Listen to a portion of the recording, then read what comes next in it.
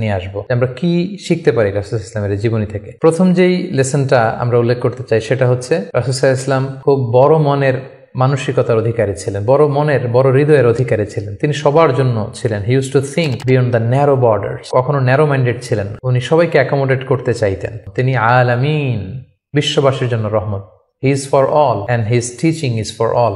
দ্বিতীয় যে শিক্ষাটা আমরা পাই সেটা হচ্ছে রাসূল সাল্লাল্লাহু আলাইহি ওয়াসাল্লাম সবসময় সংঘবদ্ধ জীবন যাপন করেছেন। আমরা যদি দেখি মক্কাতে সংঘবদ্ধ, মদিনাতে সংঘবদ্ধ, যেখানে তিনি ছিলেন সংঘবদ্ধ ছিলেন এবং আমরা যেন ইউনাইটেড থাকি। কোরআনের শিক্ষাটা তিনি বারবার বলেছেন, ওয়ালা তাফাররাকু, তোমরা বিচ্ছিন্ন হয়ো না, তোমরা আলাদা হয়ে জীবন যাপন করো না, বরং তোমরা সংঘবদ্ধ জীবন যাপন করো। 3 নম্বর যে শিক্ষাটি আমরা পাই রাসূল সাল্লাল্লাহু আলাইহি ওয়াসাল্লামের জীবনী থেকে সেটা হচ্ছে তিনি পিস লাভার ছিলেন, শান্তিকামী। কখনো সংঘাতে সহজে বিরোধে জড়াতে চাইতেন না। সবসময় শান্তি প্রতিষ্ঠায় তিনি অগ্রগামী ছিলেন। আমরা যদি দেখি যে কুরাইশদের সাথেও কিন্তু তিনি পিস ট্রিটি করেছেন, শান্তি চুক্তি। সাহাবারা রাজি হচ্ছিলেন না, কিন্তু তিনি করেছেন। মদিনায় এসে তিনি মদিনা চার্টার করেছেন, মদিনা সনদ করেছেন, ইহুদিদের সাথে একসাথে থেকেছেন। কিন্তু মদিনা সনদ ভঙ্গ হয়েছে যখন তারা বিশ্বাসঘাতকতা করেছে। তার মানে তিনি সবসময় শান্তির পক্ষে ছিলেন। তো আমরা যারা নবীজির উম্মত বলে নিজেদেরকে দাবি করি, আমরা যেন সবসময় শান্তিকামী হই, আমরা যেন শান্তির পক্ষে থাকি, এটা আমাদের জন্য শিক্ষা। 4 নম্বর যে শিক্ষাটি আমরা পাই সেটা হচ্ছে he was the flag bearer of justice.